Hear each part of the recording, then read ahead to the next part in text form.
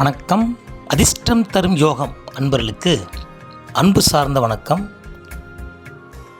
நம்ம இந்த தொகுப்பில் மாசி மாத பலன்களும் சுக்கிரனுடைய வக்கரப்பயிற்சி பலனை பற்றி பார்த்து கொண்டு வருகின்றோம். என்னங்க சுக்கிரனை சொல்லிக்கிட்டு இருக்கீங்க அப்படின்னு சிலர் கேட்பீங்க. சனி பயிற்சி, ராகுகேது பயிற்சி, குரு பயிற்சி சொல்லி சுக்கிரனை கொண்டு வரீங்கிறாங்க. ஏன் அப்படின்னா சுக்கிரனும் ஒரு குரு தான். அவர் அசுர குரு, சுகத்துக்கு உரியவன். அதனால தான் சுக்கிரனை கொஞ்சம் எடுத்திருக்கோம். மாசி மாத பலனோடு சேர்த்து சுக்கிரனை கொஞ்சம் சொன்னோம்னா சொல்லுவாங்கள்ல, சாப்பாடு வச்சாலும் பக்கத்தில் ஒரு ஸ்நாக்ஸ், ஒரு வடை வச்சு சாப்பிட்டோம்னா கொஞ்சம் கூட சாப்பாடு இருக்குமியா. அந்த மாதிரி மாசி மாத பலனோட சுக்கிரனை செஞ்சோம்னா உங்களுக்கு கொஞ்சம் ஒத்தனம் கொடுத்த மாதிரி இருக்கும் அந்த பலனுடைய தன்மை. இன்றைக்கி பார்க்க போகிற ராசி உங்கள் ராசி விருச்ச ராசி நேயர்களே. அட போங்கய்யா, மாதம் நீங்கள் சொல்லிக்கிட்டு தான் இருக்கீங்க, எங்களுக்கு ஒன்றும் ஆக மாட்டேங்கன்னா இந்த 130% நொந்து நூலா போனவங்களும் இருக்கத்தான் செய்வாங்க விருச்சராசிக்காரங்க. ஆனால் 70%காரங்க எப்படியும் தப்பித்து கண்டு பிழைத்து விடுவார்கள். அது காரணம் என்ன? உங்களுடைய தசா புத்திக்கு தகுந்த மாதிரி பலன் வேலை செஞ்சால் விருச்சராசி நேயர்கள் 70% சிறப்பாக இருப்பீங்க. ஒரு 30% மக்களுக்கு தான் இந்த சில விதிகள்லாம் மாறுபாடும் கொஞ்சம் வேறுபாடாக இருக்கும். இப்போ விருச்சராசிக்காரன் 100 பேர் இருக்காங்க வைங்க, 100 பேரும் ஒரே படிப்பு படிக்க போகிறாங்களா? கிடையாது. ஒரே உணவு சாப்பிடுவாங்களா? கிடையாது. ஒரே மாதிரி உடம்பு சரியாக போகுமா? கிடையாது. அப்போ அதில் 30 பேர் தான் அவங்களுக்குள்ள சில மாற்றங்களும் சில ஏற்றங்களும் வந்து விலகும். மற்றவங்களை பற்றி பிரச்சனை கிடையாது. அப்படிப்பட்ட உங்கள் ராசி நாயகன் செவ்வாய் பகவான். அவனுக்கு 2 வீடு, மேச வீடும் விருச்ச வீடும். காலதேவன் வீட்டில் 8ஆம் இடத்தை குறிக்கும். 8னா என்ன? மறைவு, ஆயுள்காரகன். அப்போ எப்பயுமே விருச்ச ராசிக்காரங்களை பொறுத்த வரைக்கும் ரகசியம் ஒன்று குடிகொண்டே இருக்கும். இதுதான் விதி. 8 நாளை மறைவு தானேங்க. உங்களுக்குள்ள ஒரு ரகசியம் இருக்கும், உங்களுக்கு கூட ரகசியமான நண்பர்கள் தொடர்பு இருப்பாங்கன்னு அர்த்தம். அது அதுக்காக தப்பாக நினைக்கக்கூடாது. இதோடைய சூட்சும ரகசியம் அவ்வளோதான். ரகசியம் கண்டிப்பாக இருக்கும். ஏன் அப்படின்னா பிறப்பு உறுப்பு இருக்குது பார்த்தீங்களா, அது விருச்சிகத்தை குறிக்குமா. அப்போ தலைப்பாகத்தில் 7 கிரகம் ஏற்கனவே சொல்லியிருக்கோம். சூரியன், சந்திரன், செவ்வாய், புதன், வியாழன், வெள்ளி, சனி 7 கிரகமும் தலையில் உட்காந்துருக்கு. இந்த 2 கிரகம் மட்டும் ராகு கேது, அது மட்டும் கீழே மறைவாக இருக்கும். அதில் முக்கிய பங்கு கொள்ளவங்க இந்த விருச்ச ராசிக்காரங்க. இப்போ விருச்ச ராசிக்காரங்க உங்கள் உடம்புல முக்கியமான உறுப்பு எது? பிறப்பு உறுப்பை சுத்தபத்தமாக வச்சுக்கிறணும். ஏன்னா அங்கே தான் உயிர் முடிச்சிருக்குது. அதில் ஒரு சின்ன பிரச்சனை வந்துச்சுன்னா நம்ம உடம்புல அத்தனைக்கும் ஃபால்ட் ஆகும் சொல்லுவாங்கள்ல, அந்த மாதிரி அதை நீங்கள் எப்பயும் வச்சுக்கணும். 1. 2வது, இந்த விருச்சிக ராசிக்காரங்களுக்கு பொதுவாக அர்த்த அஷ்டம சனி ஓடிக்கிட்டு இருக்கு. பொதுவாக இந்த அர்த்த அஷ்டம சனியில் நல்ல வீடு வாங்கி சொத்து சுகம் வாங்கினவங்களும் இருக்காங்க. இதே அர்த்த அஷ்டம் சைடில் நொந்து நூறாகி ஊரை விட்டு ஓடிக்கிட்டு வேலை இல்லாமல் வெட்டி இல்லாமல் பிளாட்பாலில் படுத்தவங்களும் இருக்காங்க. என்னையா அட்டம ஒரு வருஷம் நல்லா வண்டி வாங்கினேன், இப்போ வண்டிக்கு டிவி கட்ட முடியாது, வண்டியை கொண்டு போயிட்டானே, ஐயா நான் சம்பளத்துக்கு போய்கிட்டு இருக்கேன் அப்படி சொல்கிற ஆள் இருக்கு. சம்பளத்துக்கு போனாலும் வண்டி வாங்கி சிறப்பாக இருக்கிறாலும் இருக்குது விருச்சிக ராசிக்காரன். என்ன காரணம்? ஏன்னா அதில் தான் சூட்சமாக இருக்குது. எப்படின்னா அந்த விருச்சிக ராசியில் 3 நட்சத்திர அதிபதி இருப்பாங்க. அப்போ என்னென்ன இருப்பான்னு பார்த்துட்டோம்னா விசாக நட்சத்திரம், அனுச நட்சத்திரம், கேட்டை நட்சத்திரம். இந்த கேட்டையும் அனுசமும் முழு பங்காக இருப்பாங்க. விசாகம் மட்டும் ஓரத்தில் ஒரு பாதம் இருக்கும், 4ஆம் பாதம் மட்டும். அப்போ இந்த அனுச நட்சத்திரம் யார்? சனி பகவான் நட்சத்திரம். கேட்டை நட்சத்திரம் யார்? புதன். இந்த புதனும் சனியும் 17 வருஷம் புதனுடைய தசை, சனி 19 வருஷம், குரு பகவான் தசை 16 வருஷம். இந்த 3மே பெரிய பெரிய கிரகங்கள்.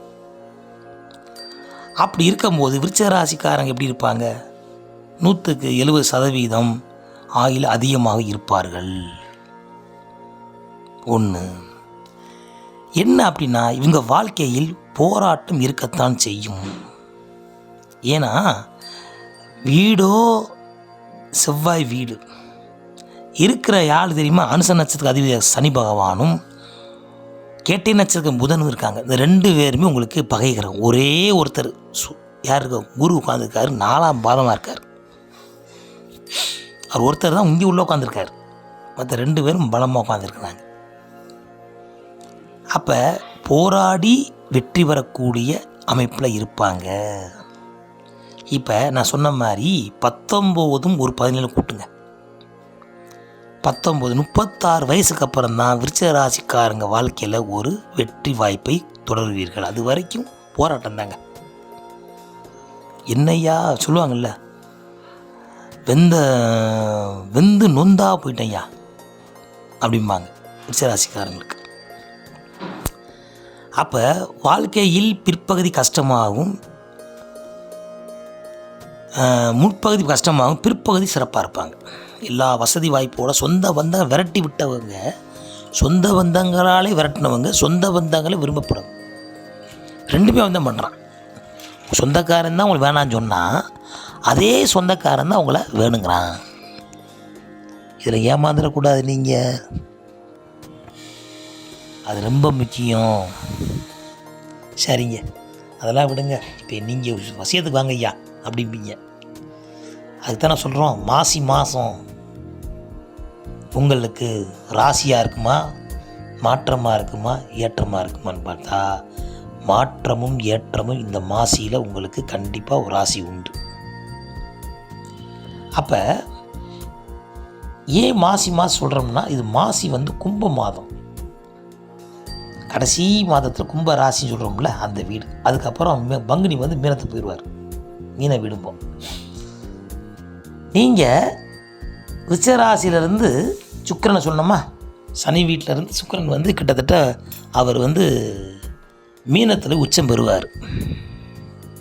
அப்போ உங்கள் வீட்டிலேருந்து 5ஆம் இடம் குருவோட வீட்டில் சுக்கிரன் உச்சம் பெற்று அப்புறம் வக்கரமாகி அஸ்தமாகி ஒரு 3 மாதம் அந்த இடத்துல கொஞ்சம் பில்லாலங்கடி வேலை பார்ப்பாருப்பாங்க.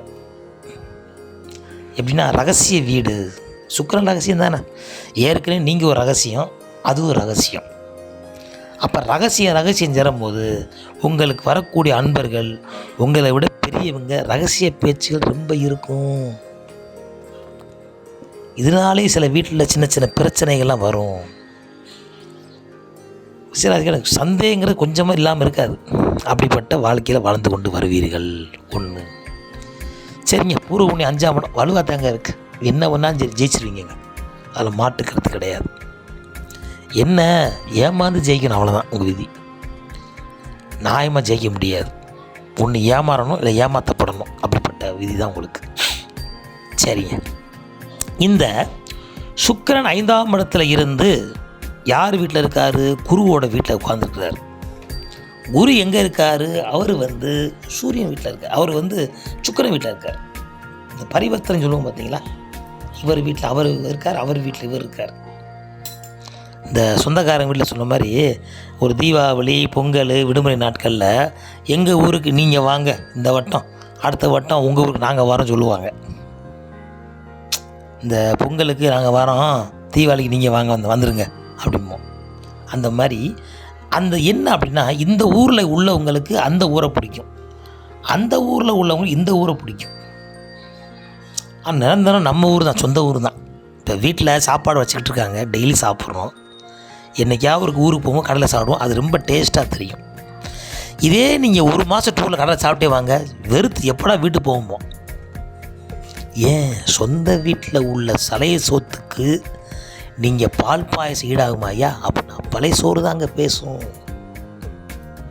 அப்போ பழைய பொருள் பழைய சாப்பாடு அதை விரும்பக்கூடியவங்க இந்த விருச்சிக ராசிக்காரங்க.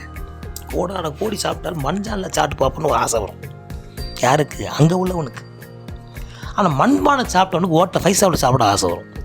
ஆனால் நிரந்தரம் பார்த்தீங்கன்னா எவ்வளோ நாள் இந்த ஹோட்டலில் இந்த அமெரிக்காவில் வேலை பார்க்குறவங்க, வெளிநாட்டில் வேலை பார்க்குறவங்க பார்த்தீங்கன்னா, ஃபாரினில் வேலை பார்க்குறாங்களாம், என்ன சாப்பாடு தமிழ்நாட்டில் சாப்பாடு மிஞ்ச முடியாதுயா.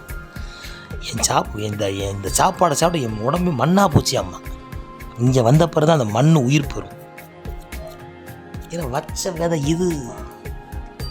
இன்னொரு விஷயம் என்னென்னா, உலகத்திலேயே நமக்கு ரொம்ப பெருமை கொள்ள விஷயம், தமிழ்நாடு மாதிரி ஒரு உணவு கலாச்சாரம் உலகத்தையும் கிடையாதுங்க. ஏன்னா எல்லா நாட்டுக்காரனும் தமிழ்நாட்டில் இருந்து பிழைச்சி சாப்பிட்டு நல்லா வந்துடுவான். அவங்க மொழியை மறந்துடுவான், நம்ம தமிழை பற்றுருவான்.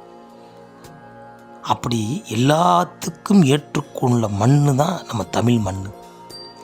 இதே தமிழ்நாடு எங்கே போனாலும் சரி அந்த உணவனை ஏற்றுக்காது. அவன் ஊருக்கு வந்து சாப்பிட்டா தான் அவன் உடம்பு அவனை ஏற்றுக்கிறான். எவ்வளோ பற்று பார்த்தீங்களா, தமிழ் பற்று. நம்ம நாட்டில் எல்லா நாட்டுக்காரையும் வந்து சாப்பிட்டாலும் அவன் உடம்புக்கு ஒன்றும் செய்யலை, நல்லா இருக்கிறாங்க, நல்லா இருக்குது. இதே நம்ம போய் அவன் வீட்டில் சாப்பிட்டோம்னா எத்தனை நாள் சாப்பிடுவீங்க? அதையே வச்சா 3 மாதம் சாப்பிடுவோமா, வெறுத்து போயிடும். அதுதான் சொன்னேன், இந்த டூரிஸ்ட் போகிறவங்களாம் கேட்டு பாருங்கள். 1 மாதம் டூரிஸ்ட் போனீங்க எப்படி ஆச்சு? எப்படா நம்ம ஊருக்கு வந்து பழைய சாப்பிடணும் ஆசை இருக்கியா? என்னத்தை டெய்லி தோசை, பொங்கல், இட்லி, தோசை வச்சான். ஒரு வாரத்து நல்லா ருசியாக இருந்துச்சு, அதுக்கப்புறம் அந்த ருசி மறுத்து போச்சு. ஏன் அப்படின்னா, வீட்டில் அன்போடு பரிமாறுறதும் அன்போடு வைக்கிறதும் அந்த உணர்வு அந்த உணவில் இருக்கும். இதே வெளியில் சாப்பிட்றதும் உணர்வு இருக்காது, கடமை இருக்கும். அது நம்ம கடமைக்கு தகுந்த மாதிரி உணவு அமையும். அப்போ விருச்சிகராசிக்கு வாழ்க்கை எண்ணம் போல் வாழ்க்கை அமையும் உங்களுக்கு. நீங்கள் நண்பர்களும் உயர்ந்த இடத்தின் நண்பரை நீங்கள் ஷேப்பில் வச்சுக்கோங்க. உங்களை பொறுத்த வரைக்கும் நீங்கள் உயர்ந்த இடத்துல போக போக அதை பின்தொடர்ந்தே போவீர்கள். தாழ்ந்த இடத்த போக தாளே போவீங்க. அப்போ மேலே போகிறதும் கீழே போகிறதும் விருச்சிக ராசிக்காரர்களுக்கு பெரிய விஷயம் கிடையாது. ஆனால் நீங்கள் உயர்ந்த நண்பரோட போக உங்களுக்கு மிக சிறப்பாக இருக்கும். என்ன அப்படின்னு கேட்டோன்னா, உங்கள் தனாதிபதி யாருன்னா குரு பகவான். சரிங்க. லாபாதிபதி யார்? புதன் பகவான். அப்போ தனாதிபதியும் லாபாதிபதியும் யோகக்காரர் இருக்காங்க. அப்போ 11ஆம் இடம் புதனுடைய வீடு, கன்னி வீடு. 2ஆம் இடம் எந்த வீடு? குருவோட வீடு. குருவும் செவ்வாயும் சேர்ந்த குருமங்கள யோகம், பிரச்சனை கிடையாது. அப்போ வளர வளர எதிரியும் வளருவான், ஏற்றமும் இருக்கும். ஒரு வாழ்க்கையில் எதிரியே இல்லாத வாழலாம், வளர முடியாது. அப்போ உங்களை எதிர்த்தா நீங்கள் வளருவீர்கள். அந்த மாதிரி விருச்சிக ராசிக்காரர்களுக்கு இந்த சுக்கிரன் சுகத்தையும் கொடுத்து சின்ன துன்பத்தையும் கொடுப்பான் வச்சுக்கிடுவோமே. நல்ல வேலை பார்க்குறோம்யா, ஒரே நைட்டில் 10,000 சப்பாத்தி பண்ணிடுறீங்க. ஆனால் மறுநாள் பார்த்தீங்கன்னா கை காலில் வீங்கி 1000 செலவழிக்க வேண்டிய சூழ்நிலை வந்துடும். இதுக்கு ஆஸ்பத்திரிக்கு அது லாபம் என்னமோ 10,000 ரூபா. ஆனால் உடம்புல வேலை பார்த்ததுக்கு ஒரு 1000 ரூபா அவன்கிட்ட அழுகணும். எங்கே? ஒரு ஆஸ்பத்திரியில் போய். அப்போ தான் உடல் சரியாகும். இது என்ன காரணம் அப்படின்னா, லாபாதிபதியும் தனாதிபதியும் உங்களுக்கு யோகமாக இருந்தாலும் இந்த லாபாதிபதி லாபத்தில் ஒரு பங்கு அவன் எடுத்து தான் கொடுக்கான். அந்த மாதிரி உங்கள் வாழ்க்கையில் அப்படி நடக்கும். அப்போ அனைவரையும் அனுசரித்து சென்றால் உங்களுக்கு அனைத்து செல்வங்களும் உங்கள் பையில் நிறைவாக இருக்கும். ஏன்னா சுக்கிரனுடைய அனுபவம் உங்களுக்கு வருது. ஏன்னா சுக்கிரன் ஏன் சொல்கிறேன்னா, சுக்கிரன் ரகசியமான கிரகம், நீங்களும் ரகசியமான இடம். ரகசியம் சேர்ந்து அப்படி அங்கே வெற்றி தான் உண்டாகும். அப்போ சுகம் கிடைக்கிறதுனால திருமணமாகாத ஆண் பெண் விருச்சிக பிறந்தவங்களுக்குலாம் இந்த 5 மாதத்துக்குள், உதாரணத்துக்கு நம்ம மாசி சொல்லியிருக்கோம், மாசி, பங்குனி, சித்திரை, வைகாசிக்குள்ளே உங்களுக்கு நல்ல ஒரு மனம் மாற்றம், திருமணம், குழந்தை பாக்கியங்கள், வேலையில் ஒரு முன்னேற்றங்கள், சுகத்தை கொடுக்கக்கூடிய சுக்கிரனால் உங்களுக்கு அதான் சொல்லுவாங்க பெண் சுகம் கிடைக்குங்க. இதில் பேரின்பமா சிற்றின்பமானு அவங்க ஜாதகத்தை பொறுத்துருக்கு. இப்போ நான் 60 வயசில் ஒரு விருச்சிக ராசிக்காரங்க இருக்காங்க, கேட்டுப்பீங்க, யோ என்னையா சோத்தை சொல்கிறேன்னா, உங்களுக்கு பேரின்பம்யா. பேரம்பேத்தியை தூக்கி தாத்தான்னா உலகம் எந்தா, எங்கள் ஆத்தாலே நீ கொஞ்சம்ல, அதான் பேரின்பம். விருச்சிக ராசி 30 வயசு கல்யாணம் பிடிக்க போகிறீங்க, என் தங்கமே மனைவியை கொஞ்சுவாங்க, அது சிற்றின்பம். ரெண்டும் இன்பம்தான். இது பேரின்பம், 4 பேரில் கொஞ்சலாம். சிற்றின்பம் 4 செவத்தில் கொஞ்சணும். இதுதான் பேரின்பத்துக்கும் சிற்றின்பத்துக்குள்ள வித்தியாசம். ஏன்னா விருச்சராசிக்காரங்க எல்லாரும் ஒரு வயசில் கூடாது தான் உதாரணம் சொல்ல வரேன். சரி, அடுத்து மாணவர்கள் கவனமாக படிங்க. அர்த்த அட்டம சனியில் இரவு நேரில் நல்லா படிங்க, தப்பே கிடையாது. தூக்க வரையும் படிங்க, தூங்கணும் தூங்கி எழுந்துச்சுங்க, உட்காந்து படிங்க. படிக்க படிக்க உங்களுக்கு குருவோட அனுக்கிரம் கிடச்சிக்கிட்டே இருக்கும். நல்ல தொழில் பார்க்கக்கூடியவங்க நீங்கள், எடுத்த வேலையை நிறைவாக முடிப்பீங்க. நீங்கள் பார்த்த வேலையை மற்ற குறை சொல்ல முடியாது. அவரை சிறப்பாக பார்ப்பீங்க. கணிக்கிறதுல மண்ணை, ஏன் செவ்வாய் வீடு தொழிலுக்கு சிறப்பான வீடு. நீங்கள் எந்த தொழில் பார்த்தா ஃபினிஷிங் நல்லா இருக்கும் உங்கள்கிட்ட. அப்படிப்பட்ட விருச்சிக ராசிக்கு பேச்சும் ஃபினிஷிங்கும் சிறப்பாக இருக்கக்கூடியவங்க தான் நீங்கள். சரி, அடுத்து சுக்கிரன் வீட்டில் உச்சம் பெற்று அதுக்கப்புறம் அவர் வக்கரமாகி அப்புறம் அஸ்தமாகி இந்த ஒரு ட்ராவல் பண்ணிகிட்டு இருப்பார்.